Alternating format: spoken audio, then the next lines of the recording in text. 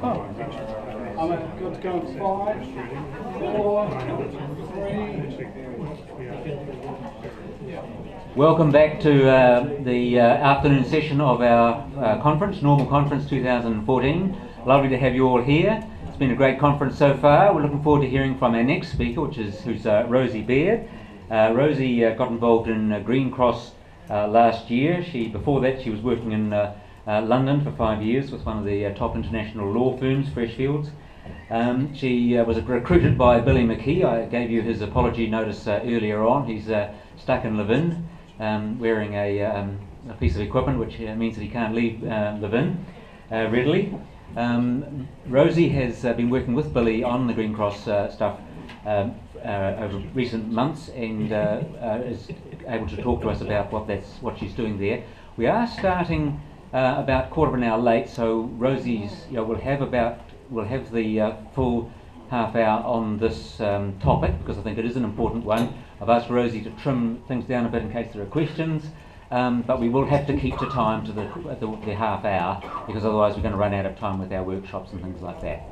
Okay, so without any more comment, Rosie, please take it away. Thank you.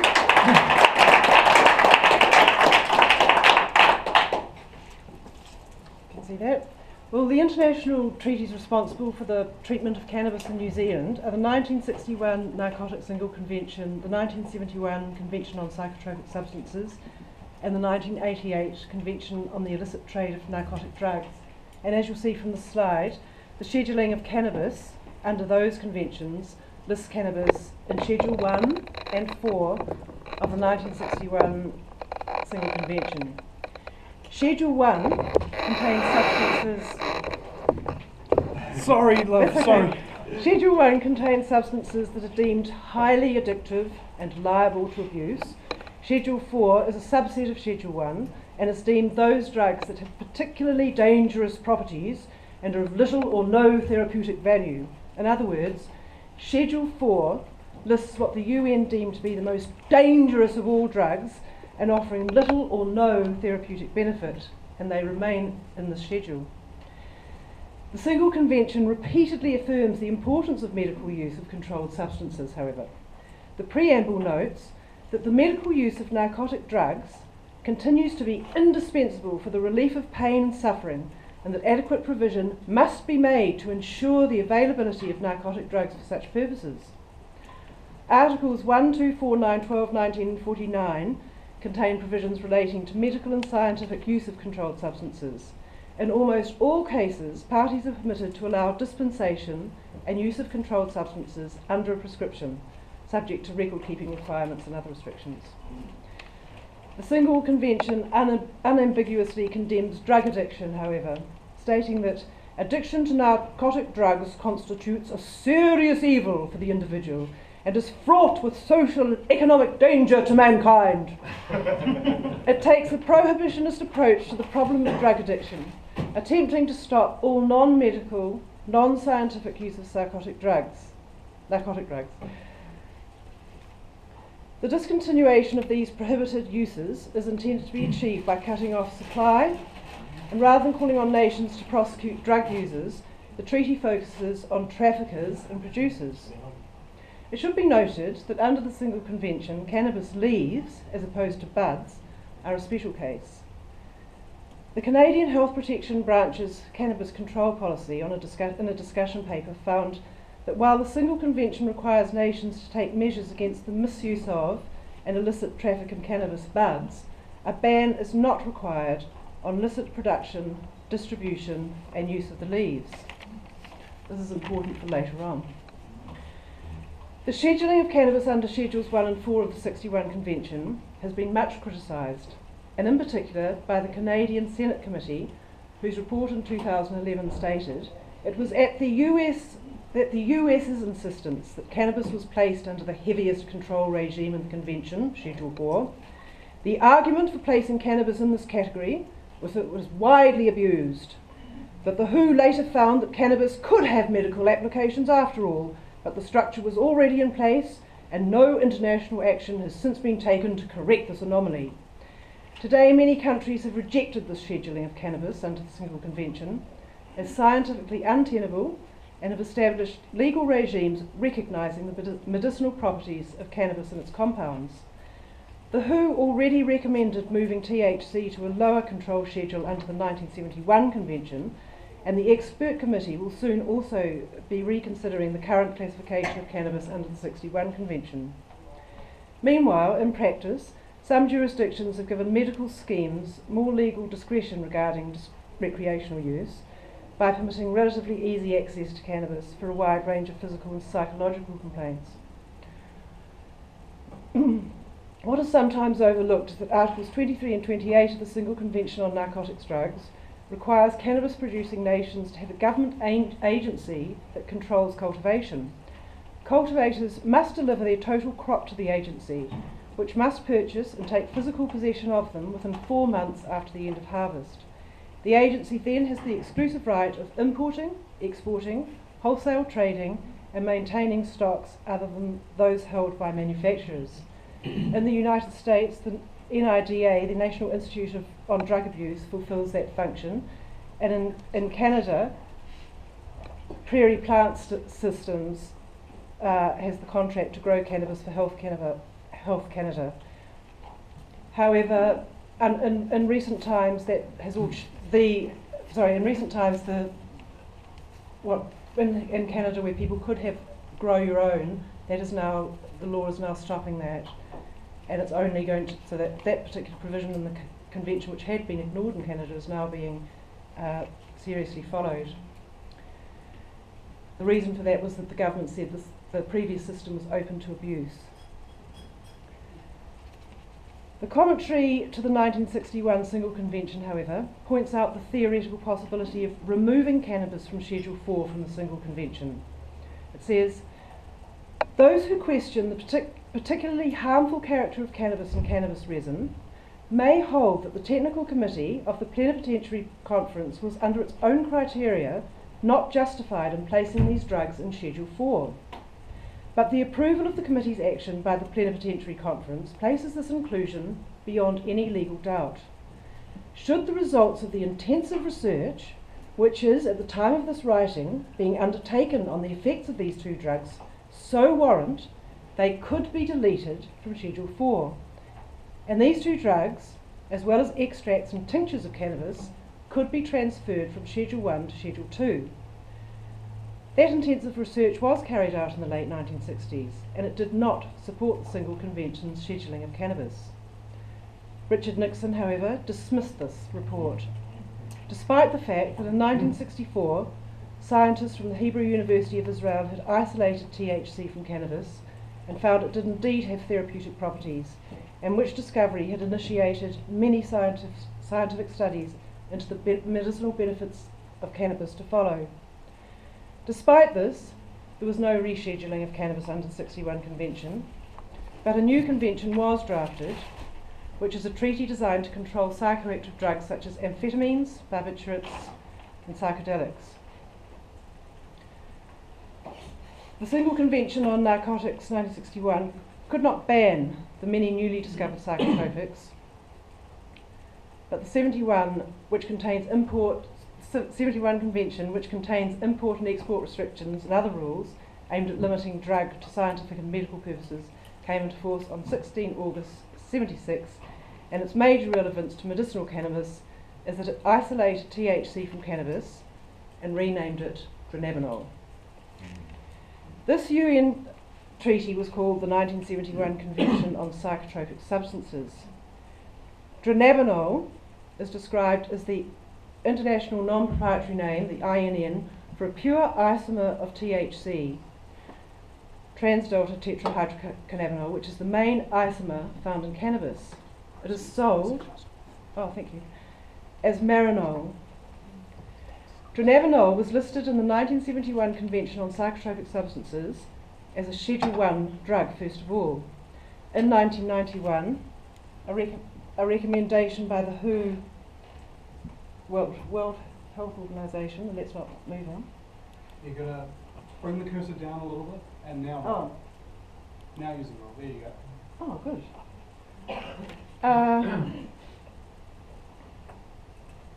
The World Health Organization a recommendation by the WHO was adopted by the CND, the Commission on Narcotic Drugs, that decided that THC and its stereochemical variants could be transferred from Schedule 1 to Schedule 2 of that convention, being of moderate or low therapeutic value. Thus, dronabinol, as THC was now named, moved to Schedule 2 of the convention. At its 33rd meeting in 2003, the WHO recommended that THC be moved to Schedule 4 of the convention, a drug of high therapeutic value, citing its medical uses and low abuse potential. The CND requested more evidence. In 2006, the WHO again recommended to the CND that it be rescheduled to a Schedule 4 drug under the 71 Convention based on scientific evidence, but this never happened. Indeed, WHO openly stated that the CND give preference to political considerations over scientific evidence. The CND have kept dronabinol off the agenda ever since 2006. In 2013, they indicated it would be re-evaluated in 2014.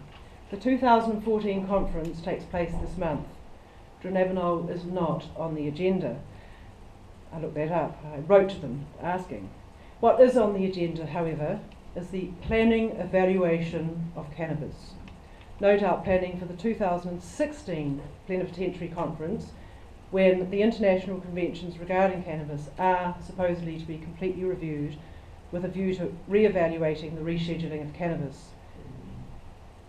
The curious thing about dronabinol being the active ingredient of marinol, marinol being dronabinol and sesame oil in a gelatine capsule, is that marinol was classified by the FDA under the Controlled Substances Act, it's the American equivalent of our Misuse of Drugs Act, as a Schedule 3 drug, a drug or other substance that has a currently accepted medical use and treatment in the United States, available by prescription and considered to be a non-narcotic and to have a low risk of physical or mental dependence.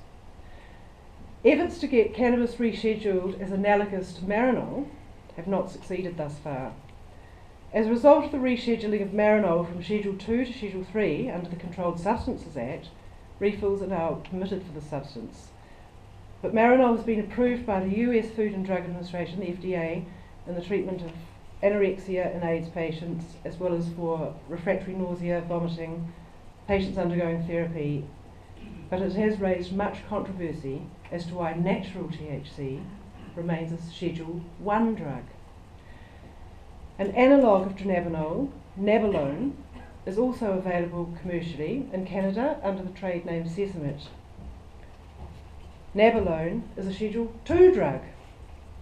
So we see that between the US-led UN conventions and the US Controlled Substances Act, there is a degree of conflict regarding the scheduling of cannabis and its psychoactive ingredient, THC, pharmaceutical preparations of THC, and analogues of THC. Although they are all essentially the same substance, they have been listed in different schedules and thereby ranked differently with regard to their therapeutic value. Ironically, it is the psychoactive substance THC is found in its raw form, cannabis, which psychoactive properties are tempered and subdued by the other cannabinoids in cannabis, which is considered to be the most highly dangerous and with little or no therapeutic value, and ranked in Schedule 1 and Schedule 4. How's the time? Well, another 5 minutes? Oh, shit. Okay, so let's move right along. So we haven't got to New Zealand yet. Do you want 10 minutes questions? No, not really. I'll just quickly say that, so you're getting the point that in America, dronabinol, THC, marinol, nabilone, they're all the same. They're the same product, but they're all ranked completely differently in the schedules and deemed of completely different therapeutic value, from being of absolutely no and totally dangerous to currently accepted in the United States as a currently accepted therapeutic drug, which brings us to. I'll just miss this long, very interesting stuff. I'll leave it out. Going to New Zealand though,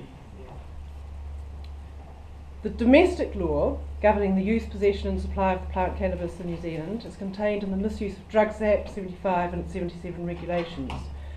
The legislation governing the prescription medicines, THC and CBD, are contained in the Medicines Act and its 1984 regulations. The Misuse of Drugs Act doesn't distinguish between the recreational and medicinal use of cannabis, but takes any dealing, possession and use of cannabis as an illegal and criminal offence under Sections 6 and 7 of the Misuse of Drugs Act unless a person is exempt under Section 8. It comes within the exclusion of the definition of controlled drug, which is a medicine under the Medicines Act 1981. It comes within the definition of a dietary supplement under the Dietary Supplements Regulations, or it comes within the definition of a herbal or homeopathic remedy under the Medicines Act 1981. So, under the Misuse of Drugs Act, the relevant exceptions for raw cannabis to be considered a lawful medicine is to obtain a licence to grow it for medicinal use, relying on the support of a doctor either by obtaining a recommendation for cannabis or a prescription for THC and CBD from the doctor under Section 25 of the Medicines Act, and the need for him or her to agree to a study, which is a requirement by the Ministry of Health in order to get a licence. Or it has to be treated as an unapproved medicine or herbal or homeopathic remedy under the Medicines Act, or a dietary supplement under the Dietary Supplement Regulations, which are themselves issued under the Food Act. Otherwise, medicinal cannabis is confined to the currently unapproved pharmaceutical products offered and available in New Zealand under Sections 25 and 29 of the Medicines Act. These possibilities are what Green Cross New Zealand have been pursuing, developing and working with since Billy McKeon vehikled me into working for Green Cross after its court case about this time last year.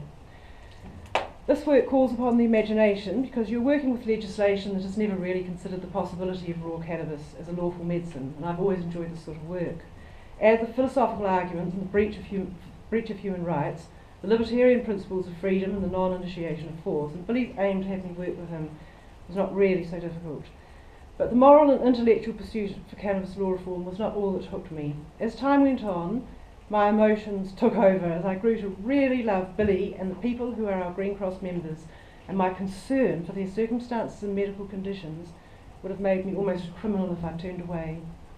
Almost every Green Cross member is in chronic pain, dying of cancer, suffering seizures, allergic, resistant, intolerant or even tolerant to the pharmaceutical medicines they've been on for years. They're victims of medical mishap, victims of extreme violence or an accident that has left them with serious brain or physical injuries. They're depressed, and almost all of these people suffer suicidal ideation